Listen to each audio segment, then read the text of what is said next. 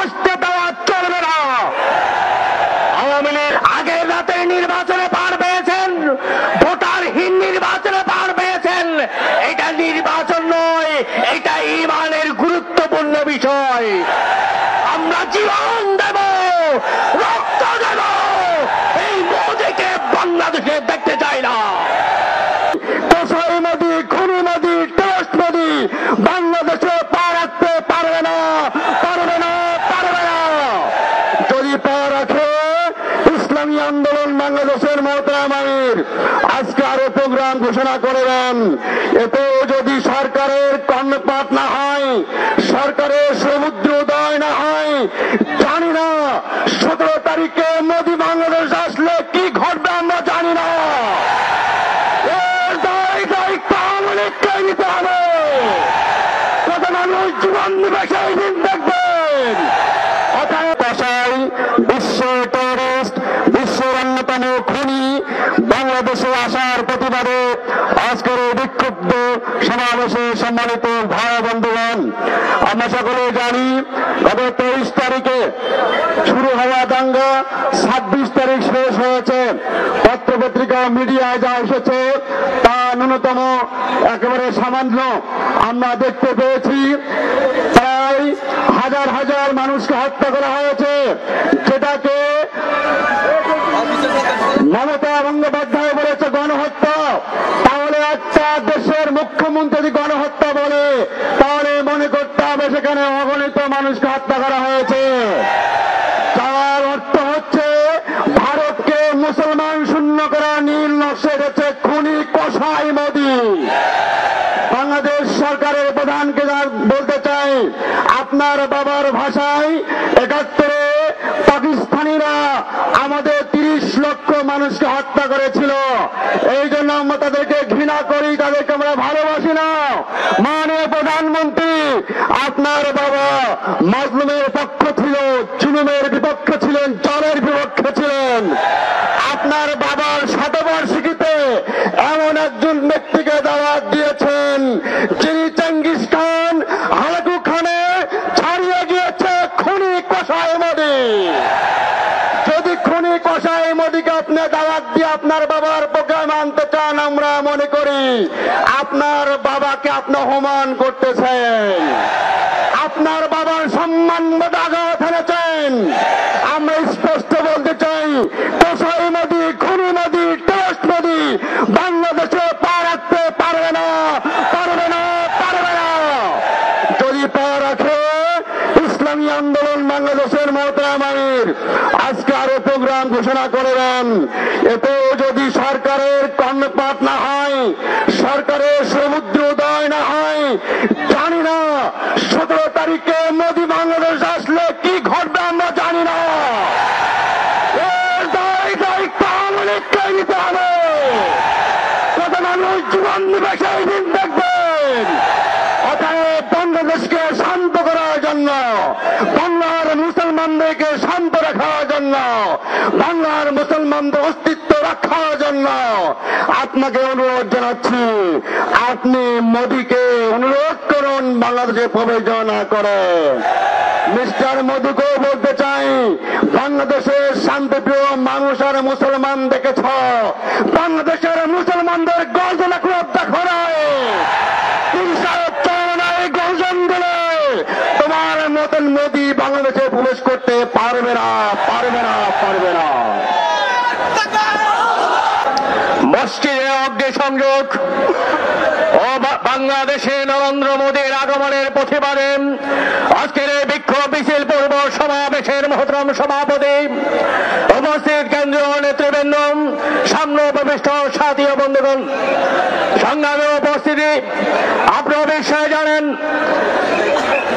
গুজরাটের কসাই ভারতের মুসলিম উম্মাকে নিচ্ছিন্ন করে নেওয়ার জন্য যেই নীল নকশা প্রণয়ন করেছেন, যেভাবে মুসলমানদের মসজিদে অগ্নি সংযোগ করে মুসলমানদেরকে গণহারে হত্যা করে সারা বিশ্বের 150 কোটি মুসলমানের হৃদয়ে আজ প্রতিবাদের আগুন চালিয়েছে কিনা। বাংলাদেশের টেকনাফ থেকে তেতুলিয়া ইমানদার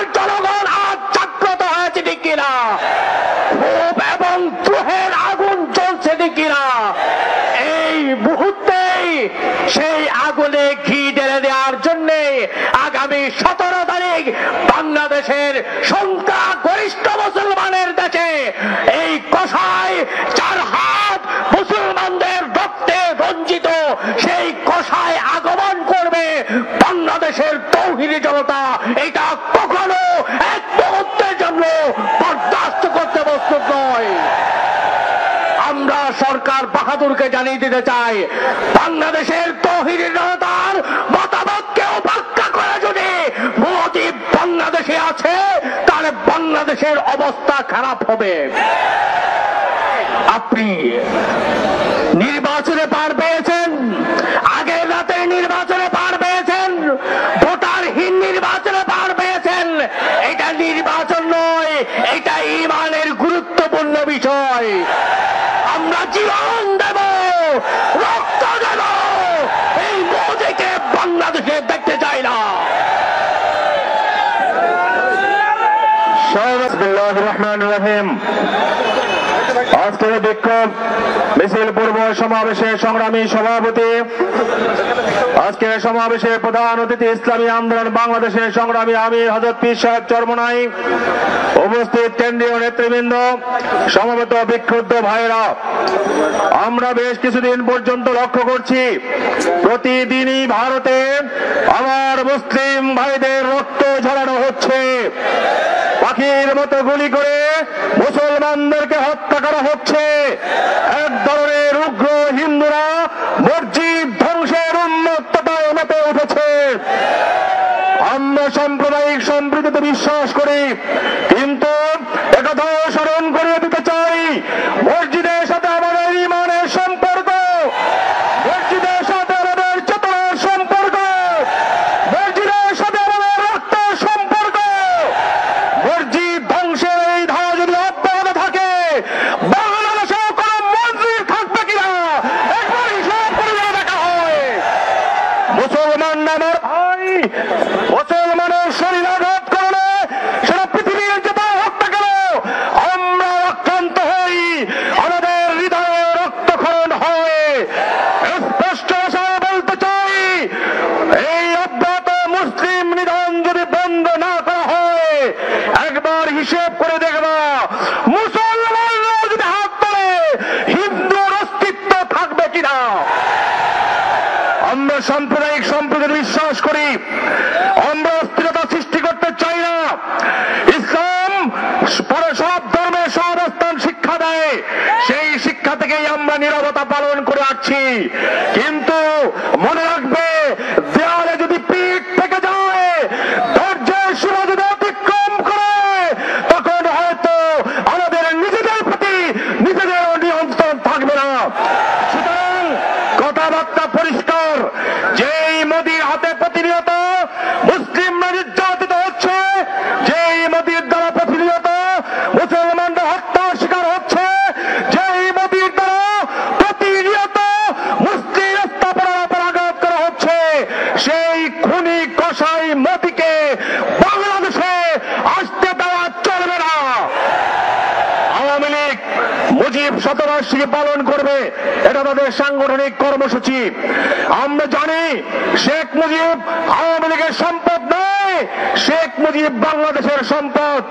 তার নেতৃত্বে এই দেশের স্বাধীনতা সংগ্রাম সংগঠিত হয়েছিল, তার নেতৃত্বে আমরা পাক হানাদার বাহিনীর থেকে 56,000 বর্গ মাইলের স্বাধীন বাংলাদেশের সীমানা অঙ্কন করেছিলাম। আজকে আওয়ামী লীগের মধ্যে ঘাপটি হয়ে থাকা কতিপয় ভারতের দালাল শেখ মুজিবকে যে একটি পক্ষের ব্যক্তি হিসেবে চিহ্নিত করার প্রচেষ্টা চালাচ্ছে, এটা আওয়ামী লীগের জন্য ভালো লক্ষণ নয়। শেখ মুজিব একজন মুসলমান ছিলেন, তার জন্ম শতবার্ষিকী যদি পালন করতে হয়, প্রয়োজনে কাবা শরীফের ইমাম সাহেবকে দাওয়াত দেওয়া হোক, বিশ্বের শ্রেষ্ঠ আলেমদেরকে দাওয়াত দেওয়া হোক। একজন আত্মস্বীকৃত খুনি, একজন অমুসলিম, একজন সন্ত্রাসের গঠনের মুজিব শতবার্ষিকীর মেহমান হতে পারে না। সুতরাং কথাবার্তা পরিষ্কার, আওয়ামী লীগ সরকার কি করবেন ভেবে চিন্তে সিদ্ধান্ত নেবেন। এরশাদকে কিভাবে হটিয়েছেন আমরা কিন্তু সেই ইতিহাস ভুলি নাই।